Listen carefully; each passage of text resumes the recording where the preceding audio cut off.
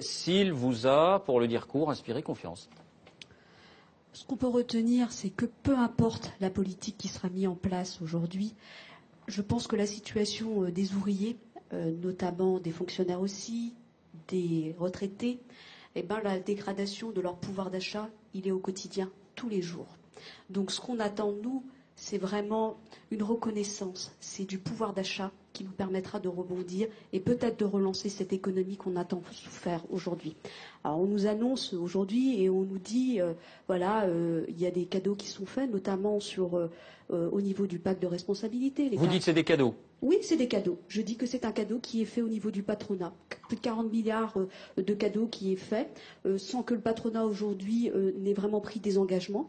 Voilà. Parce que vous savez ce qu'on entend. On entend dire les marges des entreprises ont diminué, c'est pour ça que notre compétitivité a diminué, c'est pour ça, c'est ce que dit le président de la République, c'est pour ça qu'il faut aider à retrouver notre compétitivité parce que c'est l'emploi de demain.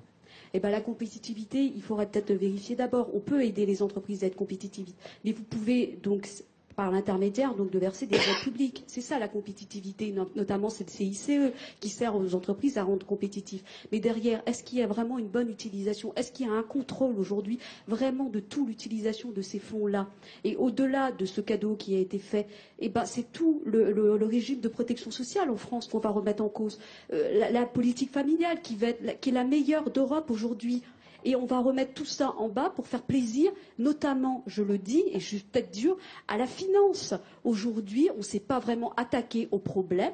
La finance. Les grands patrons des grands groupes qui sont au CAC 40, qui en profitent et qui ne rendent aucun compte aujourd'hui. Et qui payent les pots cassés? Aujourd'hui, ce sont les ouvriers, ce sont les fonctionnaires, ce sont les retraités qui n'ont pas de quoi finir leur fin de mois, qui comptent leur argent dans leur porte-monnaie pour savoir, et je m'interroge auprès des politiques aussi, est-ce que vous savez ce que c'est de compter, vous, à la fin du mois? Est-ce que vous savez ce que c'est un retraité qui a travaillé pendant plus de 40 ans et qui a moins de 1 200 € par mois? Est-ce que vous savez ce que c'est d'être payé à 9,88 de l'heure? C'est ça le quotidien des Français aujourd'hui.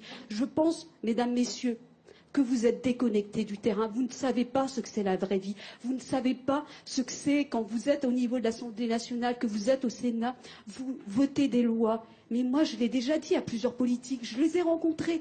Je vous invite, mesdames, messieurs, à venir dans les entreprises. Dites-moi parmi vous qui connaît vraiment les conditions de travail qu'on peut avoir dans les entreprises. Que lorsque vous êtes plus apte, on vous licencie. Que vous n'êtes plus rien. Voilà, qu'on vous enlève votre dignité. Quand on entend des commentaires comme on s'est permis hier de la part du ministre de l'économie qui a dit qu'il y avait des salariés de chez GAD qui étaient illettrés. Est-ce que vous savez qu'il y a des salariés qui travaillent dans des usines agroalimentaires, qui ont des bacs, qui ont des licences, mais faute de travail, faute de reconnaissance de leur qualification, ils se retrouvent dans ces entreprises. C'est vous qui mettez cette situation. Ça fait 20 ans que vous êtes sur une politique qui ne marche pas. Et aujourd'hui, vous faites le constat, vous êtes en train de vous remballer la pierre les uns aux autres. C'est pas comme ça qu'on avance. Aujourd'hui, les Français ont envie de regagner de l'espoir, envie de gagner du pouvoir d'achat. Et c'est comme ça, c'est par les augmentations de salaire qu'on relancera l'économie. Jean-Christophe Cornelis va peut-être vous répondre, ou quelqu'un d'autre d'ailleurs, mais je voudrais simplement vous poser une question.